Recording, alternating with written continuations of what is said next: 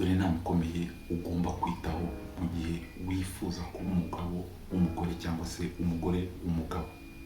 Haranditse ngo ubutoni burashukana kandi uburanga bwiza ni ubusa. Ntugahe abagore intege zawe n'ubugingo bwawe kuko aricyo kigusha abantu. Kora subscribe niba utarayikora, like, share, comment kugira ubashe kubona ibindi biganiro tugenda dukora. Umva neza kandi usobanukirwe aya magambo. Dore uko umugabo muzima, umugabo mwiza agenza, dore nuko umugore w'umutima ameze. Ni amagambo Umwami Lemuweli yabwiwe na nyina. Ese umugabo muzima ameze ate, agenza ate? Ese umugore mwiza w'umutima, umugore umeze ute, ameze ute? Ko bijya biba ikibazo ku bantu benshi kuba yashaka umugore cyangwa se kubona umugabo muzima cyangwa se umugore w'umutima. Amagambo rero yanditse mu Migani guhera ku gice cya 31 guhereye ku murongo wa mbere kugeza ku murongo wa 30. Nawe Umwami Lemuweli yamugira inama, n'amagambo kumugira inama. Nizera yuko ashobora kuba yafasha wowe cyangwa se agafasha n'undi wese wifuza kujya kuri uwo mwanzuro wo gukora icyo kintu. Gushaka umugore cyangwa se umugabo ni ikintu gikomeye cyane. Uyu munsi rero twaje muri Bible.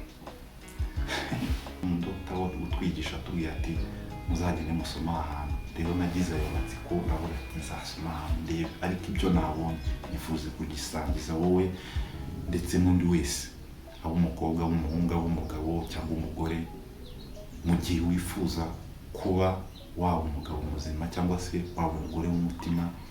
Ibi bintu birakureba kandi ni ibintu bishobora kuba byagufasha. Reka dusome amagambo Umwami Lemuweli n'ubuhanuzi nyina yamwigishije. Mwana wanjye ndakubwira iki? Ese nkubwire iki mwana wanjye nibyariye? Kari wowe nahigiye. Ntugahe abagore intege zawe n'ubugingo bwawe kuko aricyo kigusha abami.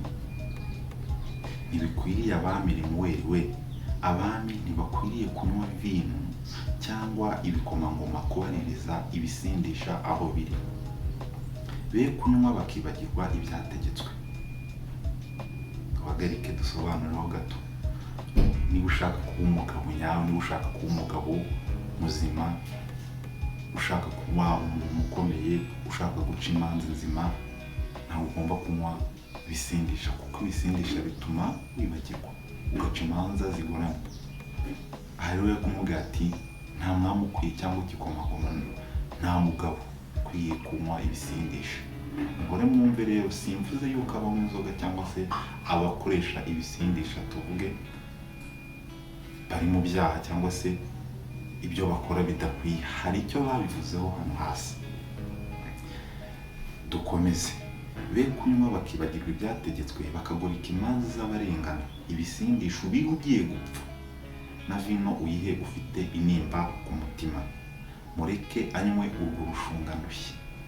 Murumva icyo bavuze. Umutere kwibagirwa intimba ye.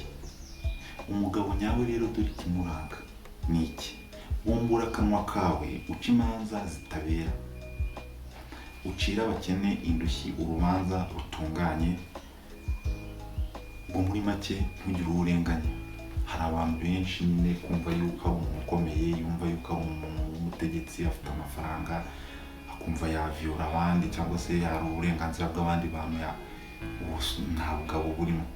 Kuba umukire ntabwo bivuze ko watreatinga abandi nabi cyangwa se kuba umuntu w'igikomerezwa ntibivuze yuko uracyari umuntu still. Rero nyina aramubwiye ati uzacira imanza abakene, uzacira imanza abatagira ishinge na rugero, ubacira imanza zikwiye zitunganye nyine ziciye mu mucyo. Uyu ni umuntu w'umugabo. Isi ikintu kirenze kuba wakwigaho. Ubu navuga ko iki gice dusomye ni igice cyanditswe ku mugabo, ariko nyirizina navuga ko igice kinini kiri kuvuga ku bijyanye n'umugore w'umutima. Ase umugore w'umutima ameze gute? Gusa murabizi yuko, reka two kuvuga wenda ngo ni gender balance ariko nayo irahari. Twahereye ku mugabo nyine kugira ese umuntu ushaka kuba umugabo wa nyawe umeze ute? Umugabo wundi ni iki? umugabo w'umugore, tuvuge kuba umugabo w'umuryango, kuba umuntu nyine umugabo nawe twubaha abagore cyane, turabubaha pe, niyo nature yacu, niho twavuye. Ariko n'umugabo nawe ni ikintu gikomeye mu buzima. Hari ukuntu tujya twibagirwa cyangwa se tukirengagiza yuko icyo kintu nacyo kiriho. Usanga nyine rumva ni gender balance, turabyumva, nta mpamvu yo gukandamiza umugore kandi nta nicyo bigomba kuba, ariko nanone ukibuka ko umugabo rero umugabo wa nyawe mwumvishe icyo agomba kubakora. Niba ushaka kuba umugabo w'umugore, niba ushaka kuba umugabo muzima, niba ugomba gukora imanza zitabera, wo kunywa ngo wibagirwe, kunywa ugasanga wasinze, usanga ubu mu kunywa ugasinda. Twihute dukomeze tujye rero kwishima ry'umugore ufite umutima. Ngaho cya gisubizo wibazaga wa musore, cya gisubizo wibazaga wowe wifuza kuba warongora. Sindabikora ariko najyaga nibaza ibyo bintu, gusa uyu munsi byasubijwe. Aho nasomeye uyu murongo narasubijwe nyine, numvishe nyine ese umugore mwiza ubundi wamubona ute? Se umugore mwiza cyangwa se umugore w'umutima ameze ati? Ubu tuvugana ibyo wumva ni umuntu nawe gukoresha, ni umuntu nawe ukora cyane. Uko mubona nawe ni umugore nyine nabonye ahuza neza n'ahangaha, nabonye ahuza neza n'imico irimo ahantu muri uyu murongo. Haranditse ngo rero umugore w'imico myiza ninde wamubona? Kabuzo arusha cyane rwose Marie Jeanne igiciro. Urumva Marie Jeanne wari wa wundi at the top. Umugore mwiza ntabwo ahura na Marie Jeanne. Umugore mwiza ntabwo ari wa wundi wo kuri kwa crop top, wa wundi aruta cyane Marie Jeanne igiciro. Marie Jeanne wumva icyo bishatse kuvuga, uko nsobanukirwa ngiye, niba cyangwa se niba sinzi uko byaba bivugwa mu bundi buryo, mvuge wenda bujyanye n'imyigishirize ya Bibiliya, ariko uko byumva Marie Jeanne urumva uri hejuru ku musinzi. Gusa umugore w'umutima arusha cyane rwose Marie Jeanne igiciro. Umutima w'umugabo we uhora umwiringira kandi ntazabura kunguka. Kubyumva, ahora amugirira ineza, ntabwo amugirira nabi. Igihe cyose akiriho ashaka ubwoya bw'intama n'imigwegwe, akanezezwa no gukoresha amaboko ye. Cyumve neza, umugore nyawe anezezwa no gukoresha amaboko ye. Hari umugore yicara ngo wapi, umugore nyawe akoresha amaboko ye. Reka dukomeze mu cyo bavuzemo hano.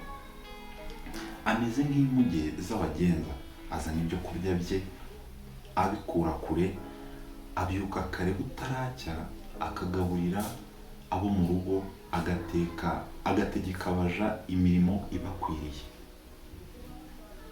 Yitegereza umurima akawungura, awutezamo urutoki mu by'inyungu ivuye mu maboko ye.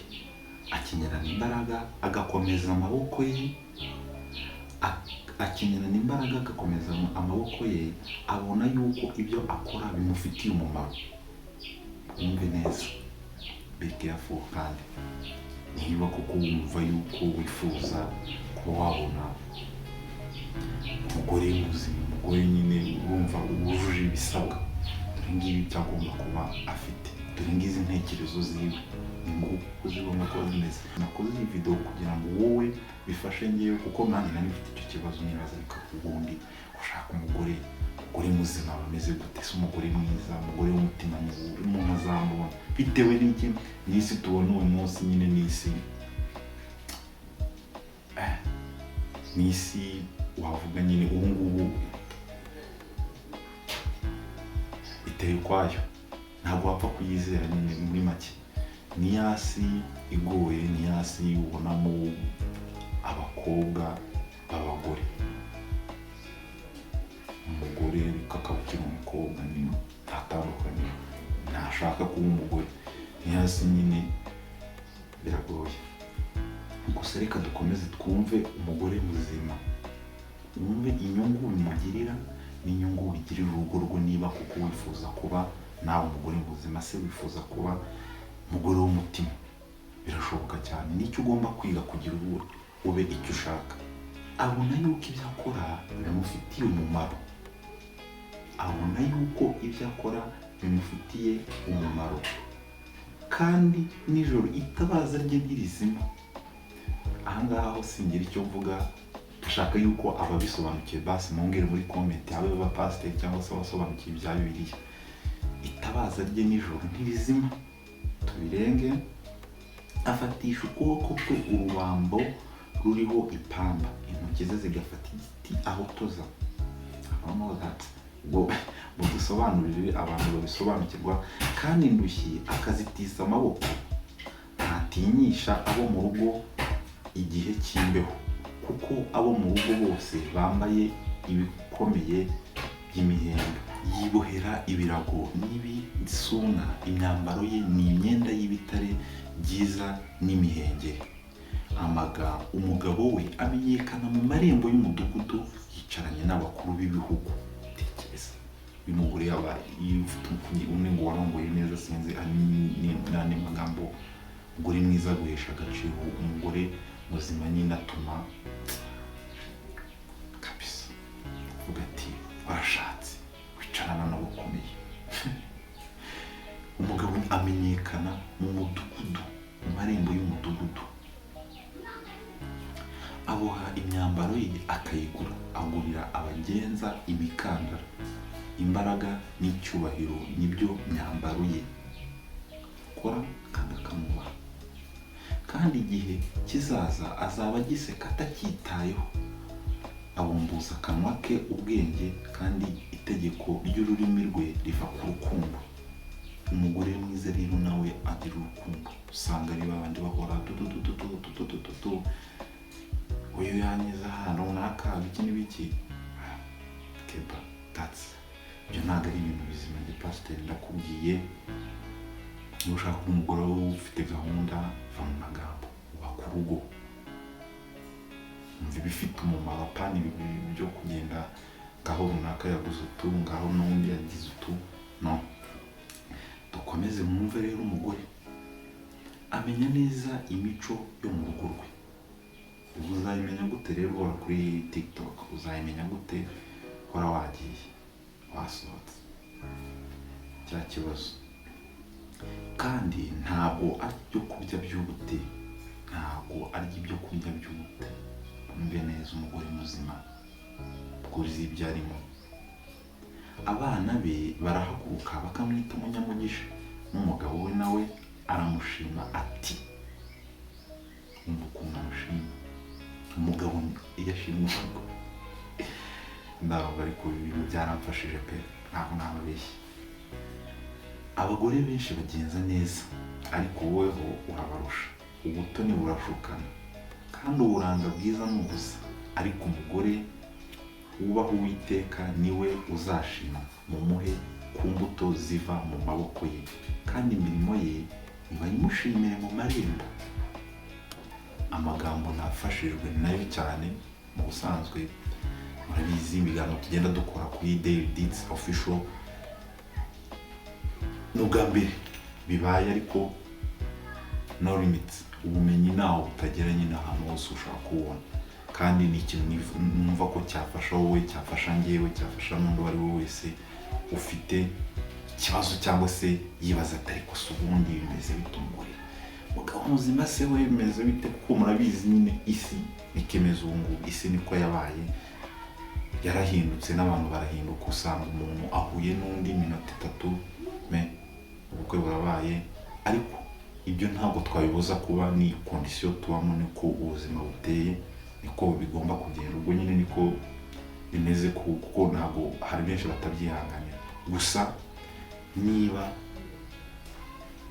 uzi ko uri muri iyo situation, wenda byarakubanye ko n'urushako ntiruguhire, cyangwa se n'ubwo urimo n'ibibe bimeze neza, fata bibiliya, shaka bibiliya muri telefoni cyangwa se unayifite, soma mu migani 31 uhere ku murongo wa mbere ugeze kuri 30, uzasobanukirwa neza. Cyangwa se nanabivuze muri iyi video, wongere utangize wumve neza, wongere usubiremo video yumve neza.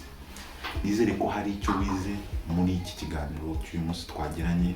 Gushimira wowe wakoze subscribe kuri Daily Deeds Official, nibutsa gukora n'utundi tuntu dukurikira, ukore like, share, comment kugira bigere no ku bandi, kandi nawe hari ubutumwa watanga, hari icyo wavuga muri comment. Mushimire cyane rero ko twabanye muri uyu munsi, tubonanye mu yindi video. Ciao ciao.